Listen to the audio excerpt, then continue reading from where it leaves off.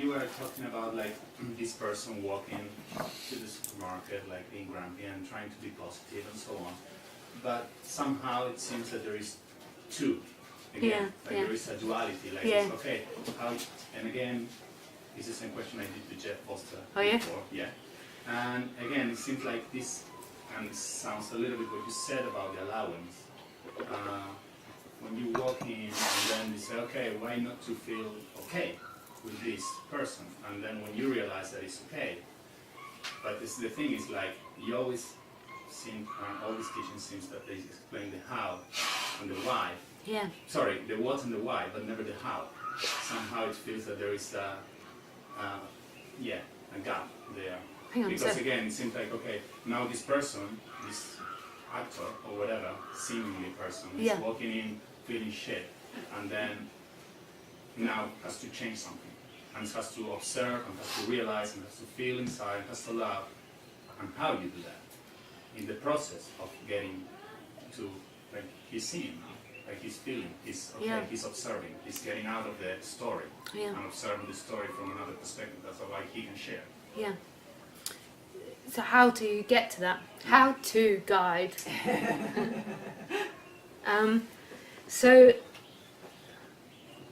So there's two things that are being talked about here. There's something that there is no how to guide to. It's what you already are. And then there's a human, which is a set of conditions and habits that we're talking about and reprogramming. Just like if I was to give you information about how to chop vegetables better for sushi, your body would take on that information, and from what it could remember, it would then do that. So it's something that happens, that we're involved. These are amazing evolving instruments that I can give information out of my mouth and it can be taken on board, and there can be a change that happens. And successful humans, they always say, or not successful humans, but success is always about, I mean, this is maybe a more spiritual quote, this is maybe not what you'd be taught in business, but how quickly you can get up again. Like, it's like how quickly you can evolve from situations. So this is what we do. This is the mechanism of this human robot. And when you look at mythology and you look at stories, it's always about how quickly you get back up again. Like the challenge comes, you get knocked down, and then how quickly you get back up again. Like if we think about Star Wars or something, that you'll notice that there's always, he has this adventure, they set up the story, and then there's always a downfall. And then we're excited and we're interested of how he gets back up, and then there's another downfall, and then how he gets back up. And so the how-to guide for the human is learning about the subject, so putting the information in, exploring the body, meditation, sitting with yourself, getting to know yourself, listening to these talks. It's not that there is fixed, unique paths for everybody. Like, all of us are different with different backgrounds. There isn't a path to this. It's a pathless path. Like, there's not one fixed path.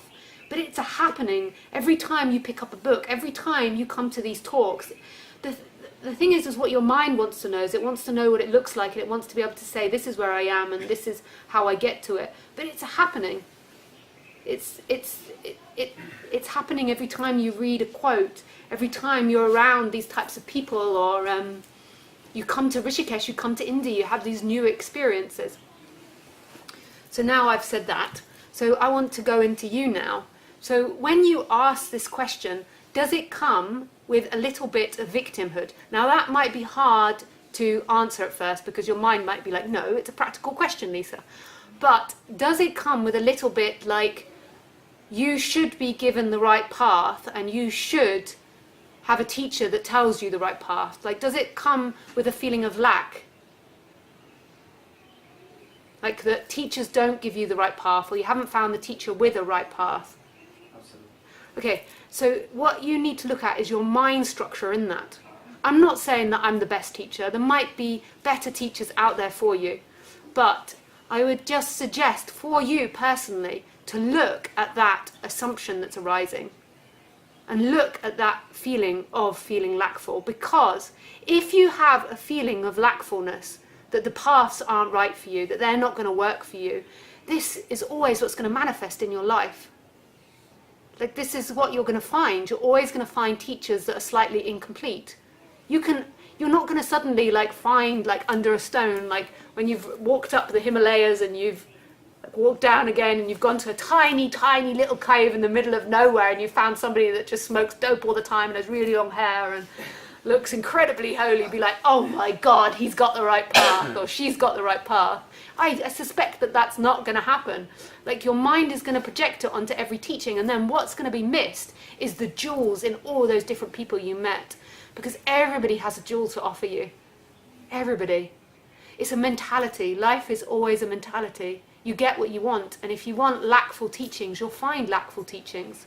If you want a teacher and a teaching that gives you freedom, that's what you'll find. So check into your body of what your body is asking for. Like what your body is truly asking for. I'll give you an example. So this is an example that recently happens, okay? I lose things. You could say I'm a loser. It goes, loser Lisa. Like, I've actually just thought of that, but I do this a lot. I lose practical things. So when I'm with people and I go to hotels, I often ask them to go in and check the hotel before I leave, because I often gift things, donate things to the hotel on a regular basis. One thing that I'm really good with keys actually, but one thing that I often lose is plugs. Like, you know, because I travel to so many countries and some of my computers and technical things are English plugs, because I have to buy English computers because of the keyboard. Some of them are European, some of them are French, I live in France. Some of them are American, some Australia, and then I've got all my conversion plugs as well. And when one goes missing, I would prefer that it's my partner that's lost it rather than me. Like I would prefer it's, if I'm staying with my mum, that my mum's pinched it, that somebody's taken it. I would prefer it to be anyone else than me. I can't tell you why that arises, but I don't want it to be me that's lost a plug again. I want it to be someone else. And so when I'm looking for it, I'm like, it must be my mother. It's my mother. I swear it's my mother. I know it, she's been off with it again. And then, Mum, did you take my plug? No, I didn't. Have you taken my plug? No, well, my plug's gone missing too. And we have these conversations, and then I find someone else that I want to blame. Finally, I find the plug, and I realise it's me. And I'm like, yeah, I used it in the other room, it's me. And there's that moment where you have to accept the responsibility that you were the one that lost the plug. I would much prefer it in that situation that it be my mother, but I have to accept that it's me. And actually, it's quite funny now. But in the past, that used to be way more exaggerated. And even if I did find it, I really didn't want to admit that it was me. And I might even have, I don't know if I'd lied because I got an issue with lying, but I would have really I'd have had to go off and sulk about that. Like, it wouldn't be so easy to accept. And that might be more extreme things, like if I thought someone had done something and then I find out they haven't. But in that moment, you really want it to be true. So in that moment when you are asking the question, or when you face teachers, there's a part of you that really wants them to be wrong or them to be lackful. And so that's what you get. And what you've got to find is underneath that, like there's a deeper feeling. What you truly want is for them to be right, or for them to give you something. It's just that that's more vulnerable and you've built more defenses, and it's easier to think that I'm in the wrong place, that this is going to lead me to badness, or that this won't work out for me. But deep down, imagine if you just felt like this is giving me everything and fulfilling me now. But you just felt that vulnerability of it, and not like I'm Lisa's some great teacher higher than you, but just that you are doing things right and you've put your body in the right place, and that you're not wrong, you're not doing it wrong, you're not lackful. Like, this is a really beautiful feeling and really nourishing for the human. And it's just seeing this. But only do that, go deeper when you're ready to. If you're in that place of like, I want to be lackful and I want to be victim, then be honest to that and be genuine to that. But deep down, what you want is you want to be fulfilled, and you want life to fulfill you. And it can. It can, just by that simple movement. And then in that simple movement, you disappear anywhere. You've got no job left. You're just complete. You're like, da, da, da. And then suddenly this is it. Like, you're not going into time trying to get all these things. It's really very simple. The mind's like, it's like me with the plug. I'm like, oh, it's me. I lost it. Again I lost the plug.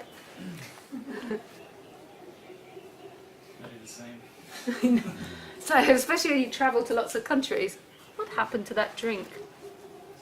I'm gonna. Oh, yeah.